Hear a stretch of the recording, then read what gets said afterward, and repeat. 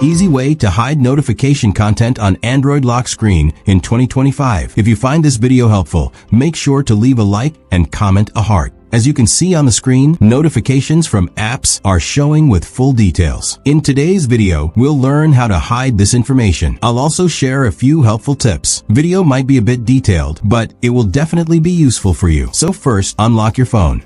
Then go to your phone's settings. Find and press on notifications. Scroll down and go to notifications on lock screen. At the top, you'll see two options: show full details and icons only. Select icons only.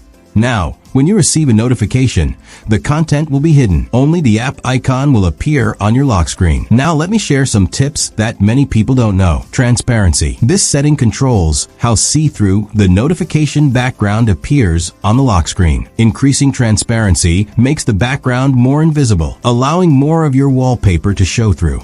Auto reverse text color. This feature automatically adjusts the text color of lock screen notifications based on the background. It ensures that the text remains readable by switching between light and dark colors when needed. Hide content. This setting removes the message or notification details from the lock screen. It helps protect your privacy by only showing the app name without revealing any sensitive content.